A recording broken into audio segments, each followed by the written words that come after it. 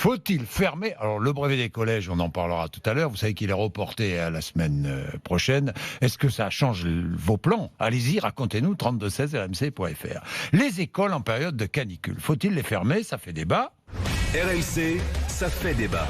Bien, le ministre de l'Éducation nationale appelle à une vigilance renforcée dans les écoles, mais ne prévoit pas pour l'instant de mesures de fermeture nationale. Mathieu Roux. Ce sera du cas par cas, c'est ce que dit Jean-Michel Blanquer. Le directeur d'école devra informer le rectorat, se mettre en contact avec la municipalité et c'est le préfet qui prendra la décision. En attendant, le ministère fait des recommandations, garder les enfants dans une ambiance fraîche, vérifier les volets et les stores, s'équiper d'un thermomètre dans toutes les salles de cours, prévoir un endroit frais pour se replier. Mais dans certains établissements, la situation est déjà étouffante. Plusieurs syndicats d'enseignants de Seine-Saint-Denis ont alerté la direction académique. Manque de matériel, bâtiments inadaptés.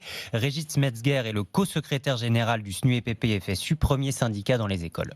Aujourd'hui, on est vraiment sur une mesure que le ministre annonce, mais il ne dit pas grand-chose sur le reste, si ce n'est que visiblement, il va donner l'attitude pour fermer des établissements ou des écoles au cas où. Passer des épreuves, c'est compliqué dans ces conditions-là, mais faire classe et apprendre à l'école dans des conditions pareilles, c'est tout aussi difficile. Nous, on est pour que le ministre écoute les collègues. Et que si les collègues demandent à ce qu'on ferme les écoles, on demande à ce que ce soit fait, mais en prenant aussi soin de veiller à ce qu'ils puissent être pris en charge, parce que c'est aussi ça le problème.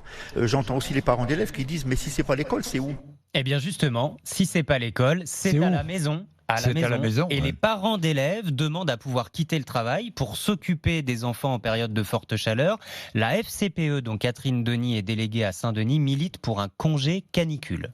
Moi, j'ai ma petite fille qui est en maternelle. S'il n'y a pas d'école, il faut bien que je puisse la garder. Par rapport aux canicules, comme on le sait, elles se reproduisent. Et là, on voit qu'elles arrivent de plus en plus tôt dans l'année, au moment où il y a encore école.